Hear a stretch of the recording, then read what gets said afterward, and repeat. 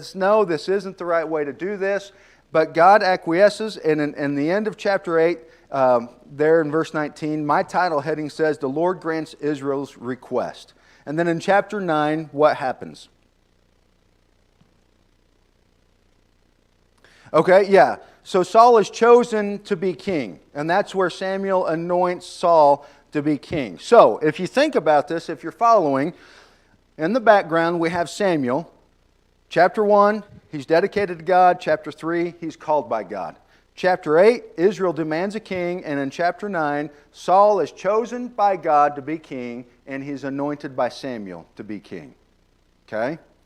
And so both are called by God and called into a specific role. All right? Now, when it comes to Saul and when it comes to kings, usually there's 3 phases.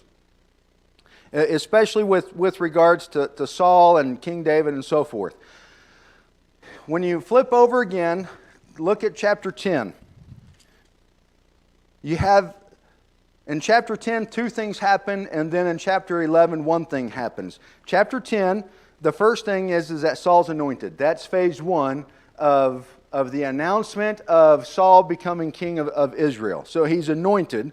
And then there at about verse 17, Saul is proclaimed as king. So he's anointed. And then the announcement is made, Saul is king. Okay? And then it's kind of like if you think a contract or something, you got to sign your name at the bottom of the contract for it to be put in force. That's not the right wording I'm thinking of. But anyways, to make that contract, there you go, official, valid. See, you guys are so good with words. And then what happens, to make this kingship valid and official, there's a battle victory. And so we see that in chapter 11. Same thing happens with King David. Right? If you were to look at chapter 16, David is anointed as king, and then there is a battle victory that happens. It's a little different for King David, but a battle victory in chapter 17 of 1 Samuel. That's David and Goliath. And then you get into this announcement or the proclamation of David being king in 2 Samuel chapter 2 and then also in chapter 5. He's anointed king in 2 Samuel chapter 2, anointed king of Judah, and then king of Israel, and then he unifies the two. So, all right, a lot of background here of some things that's happening. But, so there's 3 things that happens, 3 phases to Saul becoming king. He's anointed king, he's proclaimed as king, and then to make it all official, he goes out and wins a battle. But then there's also 3 things for his downfall. Okay? And so when you look at chapter 13, and you get into about verse 8, the title heading there in the ESV says Saul's unlawful sacrifice. And this is where he's waiting on Samuel to come, and they're supposed to offer up a sacrifice, but Samuel's late in coming, and so Saul takes matters into his own hands. He says, I'll go ahead and do this, and he offers a sacrifice. And then when you get down to verse 14 there, but now your kingdom shall not continue. The Lord has sought out a man after his own heart, and the Lord has commanded him to be prince over his people because you have not kept what the Lord commanded you. So this is the first phase of King Saul's downfall, or him being removed as king. The first thing is he's still king here in chapter 13, but the family line, so to speak, won't carry on. His family won't carry on with being king of Israel and all that stuff. He's a one and done king. Okay?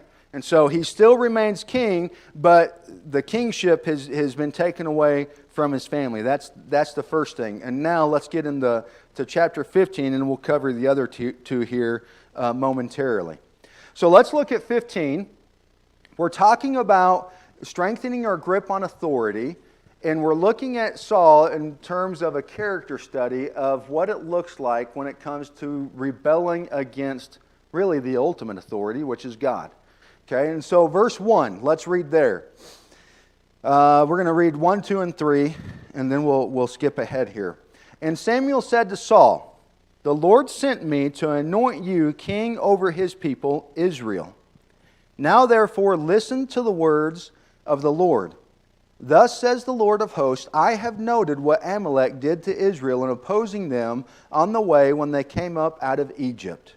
Now that what Samuel is what God is referring to is Exodus chapter 17. And the Amalekites came out and they fought against the Israelites, and that's where Aaron and Hur holds up the hands and they defeat the Amalekites. And then at the end of that, God says, I will blot this people out from the face of the earth. And so we're still dealing with that, and so that's what God is saying. Now verse 3, now go and strike Amalek and devote to destruction all that they have. Do not spare them, but kill both man and woman, child and infant, ox and sheep, camel and donkey. So what is Saul supposed to do? To wipe them out. He's supposed to go and destroy them and leave nothing left. Now there's two things here. Go back to verse 1, and there towards the end, now therefore listen to the words of the Lord. That's also a Hebrew word, shema, which you see in Deuteronomy chapter 6, hear. And that word can mean hear or obey. And there's also an obscure part of that too. When you get to verse 4, so Saul summoned the people. That's also the same word. But there's a play on words here. It's a key word in chapter 15 that takes place, and it's here 7 different times in chapter 15. And it's referring to hearing or obeying. But in reference to Saul, who does he listen to, or who does he hear, and who does he obey? Okay? So keep that in the back of your mind. When it comes to the ultimate authority, God, Saul has been anointed and chosen by God to be king of Israel. His responsibility is to listen to God and follow Him and follow His commandments. God is the ultimate authority. But we're going to see here in a moment that somehow Paul, I'm not in the New Testament, I'm in the Old Testament. Saul has flipped those, and he has elevated himself to the position of God. And you'll see that. It's kind of, to me, it's like, wow, that is pretty bold that Saul would do that. But he does. All right? There's something else that's happening here too. In verse 3, now go and strike Amalek and devote to destruction all that they have. Now that's a Hebrew word. I'm not even going to try to pronounce it because I'll mess it up. It's spelled H-E-R-E-M. Okay? I would pronounce it harem, but I'm sure that's incorrect. But that's a Hebrew word with regards to sacrifice. And it's not just sacrifice like, there's 2 words, and we're going to see the second one. It's sacrifice from the standpoint of God owns it all, and He has it all, and He is going to sacrifice it from the standpoint of it will be used for nothing else.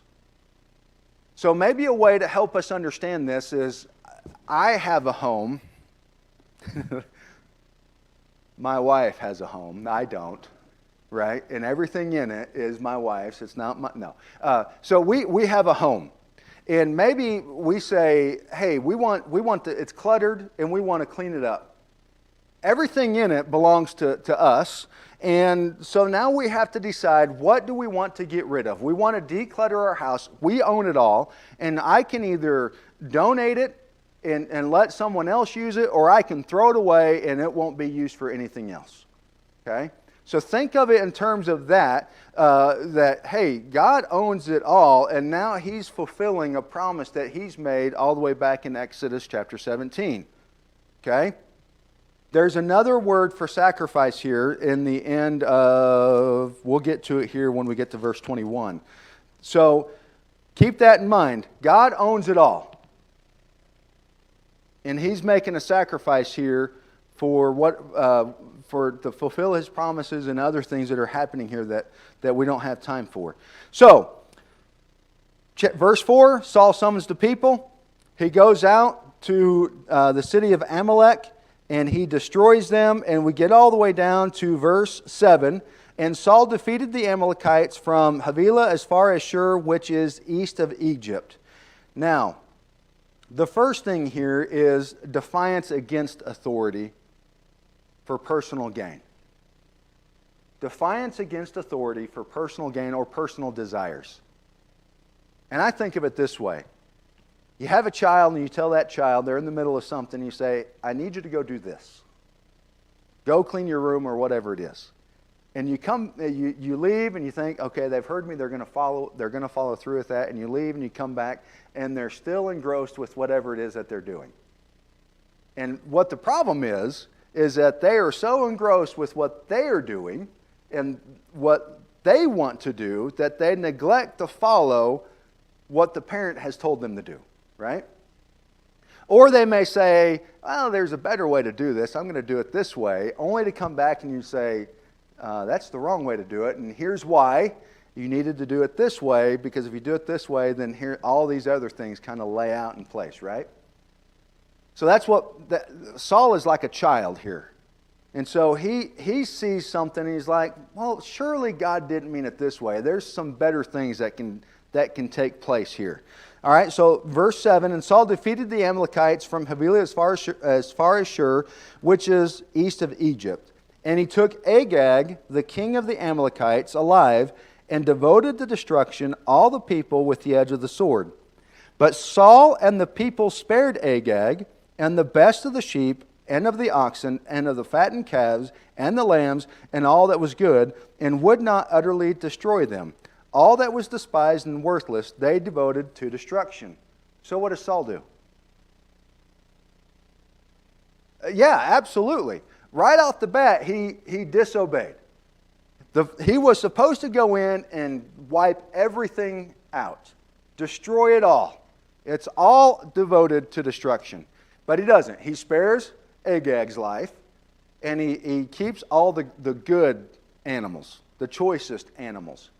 And then everything else that was despised or like, we'll get rid of that, he gets rid of it. Personal gain, personal desires. And so this is Saul's, maybe not in a way that he's saying, I'm God or I can do this. I think maybe he's thinking, well, I don't know that God thinks of it this way. I think we can keep this stuff. This is really good. Why would we want to destroy that? But he's disobeying God. Okay? And then the next thing is, when we get into the following verses 10 through 13, there's a realization and a cover-up to excuse sinful actions. Rationalization. So Saul, I'm going to get that mixed up now that I've messed up once. King Saul, rationalizes his actions and then even covers it up. And you're going to see this a couple of times through the next several verses. As he rationalizes his actions, maybe he passes the buck, he gets defensive, and we're going to talk about that here. So verse 10, the word of the Lord came to Samuel. I regret that I have made Saul king, for he has turned back from following me and has not performed my commandments. And Samuel was angry, and he cried to the Lord all night. And Samuel rose early to meet Saul in the morning, and it was told Samuel, Saul came to Carmel, and behold, he set up a monument for himself, and turned and passed on, and went down to Gilgal. Did you catch that? He went to Carmel, and what did he do? He set up a monument for who? For himself. You see, here's what Saul has done. When it comes to the ultimate authority, which is God, and then for the Israelites, the king was next, but the king was supposed to follow everything that God told him to do. But Saul has flipped it just now. And he has made himself in the position of God. And he is saying to the Israelites, he's like, look at what I have done. I have led you into this battle with the Amalekites. And look at all this plunder we have now, all this good stuff. And now there's a monument set up and you can worship me. Pretty bold.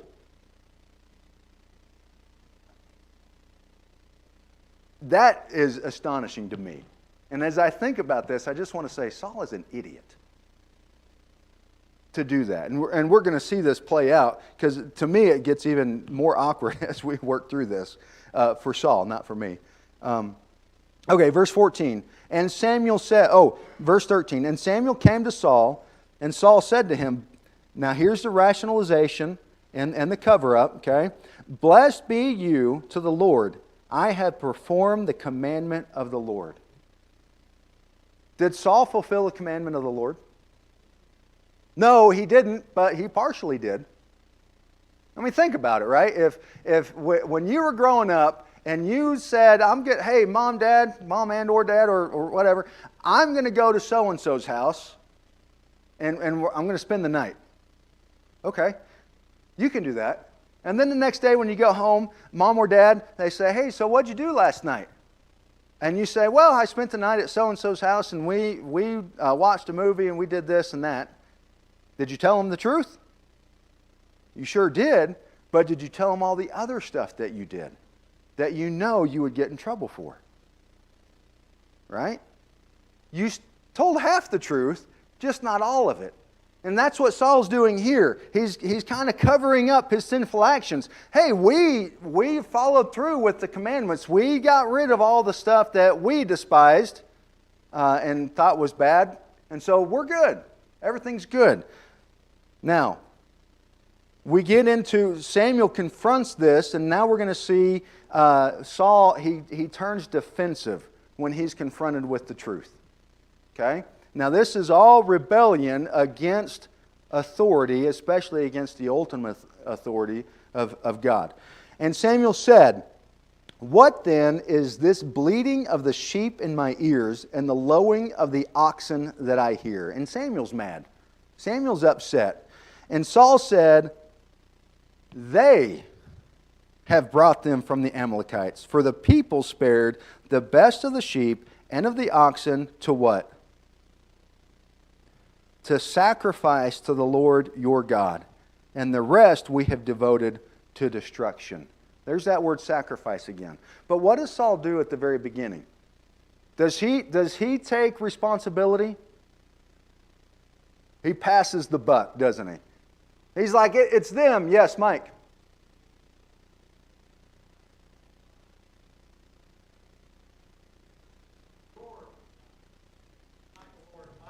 Yeah. And thank you. I was going to talk about that too, and you reminded me of that, right? Saul has already flipped it. Here's God, here's Saul, but he's flipped it. Now Saul is on top and God is down here, and he is saying, the Lord, they brought all these animals to sacrifice to the Lord your God, speaking of Samuel. And so this is where it gets awkward to me, at least on behalf of Saul. He's telling Samuel, hey, this is for your God, not my God, because I'm God. And that's in relation to the surrounding nations and how kings were revered and even worshipped as gods themselves. And so that's the position that Saul has taken. We brought these, Samuel, for your God. Thank you, Mike, for reminding me of that. And so even Saul has removed him. He's made himself in the position of God, but he's removed God altogether from who he is as an individual. He's forgotten the fact that he was chosen by God and anointed by God to be king of God's people. Okay? Now, let's cover this too, and we'll see it again in the end of verse 20 and 21. For the people spared, this is verse 15, there in the half. For the people spared the best of the sheep and of the oxen to sacrifice to the Lord your God, and the rest we have devoted to destruction. So that part, the devoted to destruction, is that first Hebrew word with regards to sacrifice. God owns it all, and He decides that, hey, we're not going to use this anymore, and it's for nothing else. But Saul again flips it when he says, and the oxen to sacrifice to the Lord your God. It's a different word there for sacrifice, but it still means sacrifice. But now the intent is that, hey, this is my belongings, this is my stuff, but I am offering it up to God. And so if you think of it, when the Israelites would come to the altar and they would sacrifice their animals, they were offering up part of what they owned in sacrifice to God in terms of worship. And so now, the Amalekites and everything that they owned at the beginning, if we go back to that first Hebrew word of harem, who owns it all? I heard it. Someone said God. God owns it all. And so it's devoted to destruction, to be wiped away and not used for anything else. But now Saul has changed it, and he says, they brought this stuff to sacrifice to the Lord your God. So in essence, he's saying the people stole it from God so that they could take and say, oh, this is ours, and now we're going to offer it back to God as a sacrifice in terms of worship. Are you tracking with me here? Okay? All right. And so, again, that's Saul. Saul getting defensive here, and then see what Samuel says. Then Samuel said to Saul, "Stop! I will tell you what the Lord said to me this night." And he said to him, "Speak." And Samuel said, "Though you are little in your own eyes, are you not the head of the tribes of Israel? The Lord anointed you king over Israel." And this is in reference to when they were looking for Saul to anoint him as king. He's hiding. He's like, I don't know why they would want to choose me. My goodness, this is overwhelming. So he's referring back to that and saying, even you thought yourself small in your own eyes. And the Lord sent you on a mission and said, go devote, this is that sacrifice again, go devote to destruction the sinners, the Amalekites, and fight against them until they are consumed. Why then, and this is Samuel putting the responsibility squarely on Saul's shoulders, okay? And he's holding him accountable for his actions. And you'll see what Saul does here. Why then did you not obey the voice of the Lord? Why did you pounce on the spoil, and do what was evil in the sight of the Lord? Okay? There's that word Shema again when it comes to obey and hearing. There in verse 19. Why then did you not obey the voice of the Lord? Whose voice is Saul listening to? His own. Maybe if he's passing the buck, maybe he's listening to the people because he wants to appease them and be popular in their eyes. I don't know, the text doesn't tell us, but it's obvious he is not listening to and obeying the ultimate authority for his life, which is God. Okay? And then verse 20, and Saul said to Samuel, I have obeyed the voice of the Lord. He's defensive. He's rationalizing everything, and he doesn't want to be held accountable. He's being resistant to that. I have gone on the mission to which the Lord sent me. I have brought Agag, the king of Amalek, and I have devoted the Amalekites to destruction. But the people took of the spoil, there's that passing the buck again, and it's their fault, took of the spoil, sheep and oxen, the best of the things, devoted to destruction, to sacrifice to the Lord your God in Gilgal. Okay? Now, let's see what Samuel says. And Samuel said, has the Lord as great delight in burnt offerings and sacrifices as in obeying the voice of the Lord? Behold, to obey is better than sacrifice, and to listen than the fat of rams. As in obeying the voice of the Lord, behold, to obey is better than sacrifice, and to listen than the fat of rams. That really turns everything around on Saul. Because he keeps pointing back to the fact, it's the people, they brought these animals to sacrifice. Wait. Samuel says, no. Yeah, God delights in sacrifices, but He delights even more in those who hear His voice and obey. And then verse 23. For rebellion is as the sin of divination, and presumption is as iniquity and idolatry. Because you have rejected the word of the Lord, He has also rejected you from being king. Okay, so here's what's happened. Remember, there's 3 phases to Saul becoming king. He's anointed, he's proclaimed, and now there's a battle victory. Now there's 3 phases into his downfall.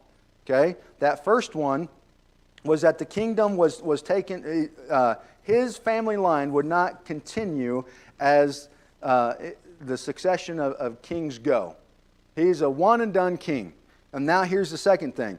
At that point in chapter 13, he remains as king, but now here in verse 23, he's rejected as king. Okay? This is Saul's downfall. Because he listens to his own voice or he listens to the people, he elevates himself above God and makes himself God to be worshipped. He sets up a monument for himself. This is utter and absolute rebellion against the authority of God. Now, I said earlier too that there's in the background a second character study of Samuel. Samuel was dedicated to God, called by God. Saul was also called by God and anointed by God. Now we're going to see what that respect of authority looks like. Okay? And there's a couple other things that happen here too. Verse 24. Saul said to Samuel, he realizes now his mistake. And he tries to make up for it. And he's so far gone, he still can't figure out just how to get out of the mess that he's in. And it's a complete contrast from David. If you remember David, when he's confronted by Nathan with regards to Bathsheba, what does David do? He immediately repents and says, I have sinned. Saul does not do that here. Okay? So, Saul said to Samuel, I have sinned, for I have transgressed the commandment of the Lord and your words, because I feared the people and obeyed their voice. Now we know who he was listening to. He was listening to the voice of the people instead of listening to God. The people were saying, man, Saul, why are we going to kill all these things? This is plunder for us to have.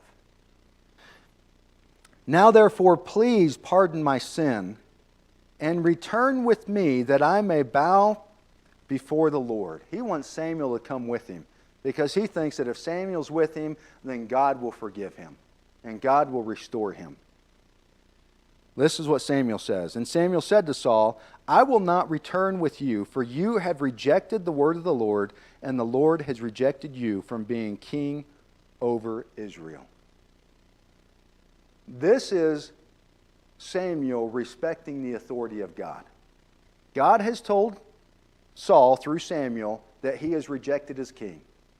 And now Samuel is respecting the authority of God and telling Saul, I will not return with you because you are no longer king of Israel. I will not do that. I will follow the voice of God. You won't, but I will. As Samuel turned to go away, Saul seized the skirt of his robe and it tore. And Samuel said to him, the Lord has torn the kingdom of Israel from you this day and has given it to a neighbor of yours who is better. We know that neighbor to be David. Kind of interesting, a little bit of foreshadowing there. Saul reaches out and grabs Samuel's robe and tears it. Think of when David is hiding away in the cave, and what does he do to Saul's robe? Cuts a piece of it off and says, hey Saul, I could have killed you, but I didn't. Little foreshadowing there. And also the glory of Israel will not lie or have regret, for he is not a man that he should regret. And then we're going to skip down to verse 32. 31. So Samuel turned back after Saul, and Saul bowed before the Lord. Then Samuel said, bring here to me Agag, the king of the Amalekites. And Agag came to him cheerfully, and Agag said, surely the bitterness of death is past. Now, this is Samuel following through on the commandment that Saul was supposed to follow through on. Saul, direct rebellion to God's authority. Samuel, direct respect for God's authority. Okay? Character study, compare and contrast between the two here in this chapter. And Samuel said, as your sword has made women childless, so shall your mother be childless among women. And Samuel hacked Agag to pieces before the Lord in Gilgal. Pretty violent. graphic, but he followed through with God's commandments, which Saul could not do. Okay? Then Samuel went to Ramah, and Saul went up to his house in Gibeah of Saul, and Samuel did not see Saul again until the day of his death. That's the third phase. The first one, his family would not continue in terms of the lineage of the kingship. The second one, he's rejected as king, and now the final blow or the final phase of this is that Saul dies. Yes.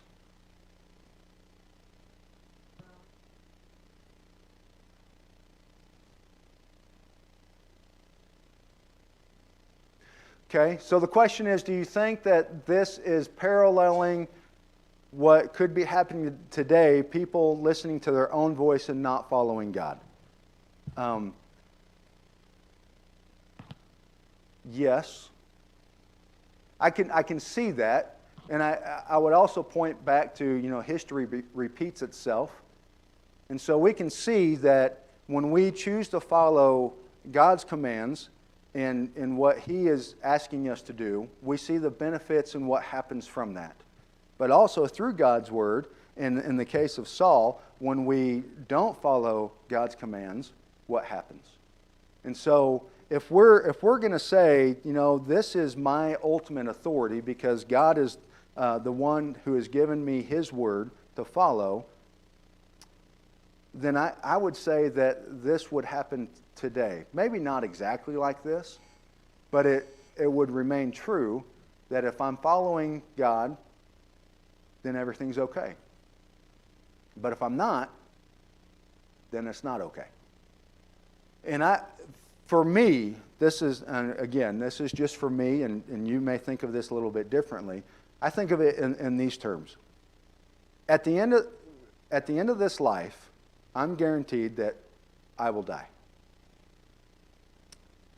But when I stand before God in judgment, there's only two options for me.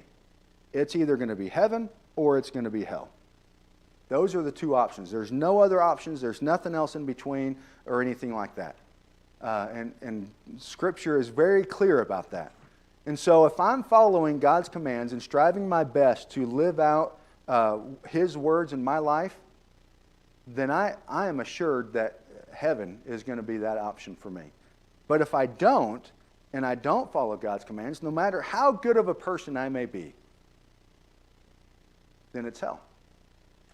And I think when we think of that in eternal terms like that, it becomes very real. And I think that's a good way to answer your question. Thank you, Carolyn. I appreciate that. Okay. I thought I had one more thing I wanted to share with you. Yes. Let's turn to 1 Peter. 1 Peter, we'll end with this. We'll just read this. 1 Peter chapter 5.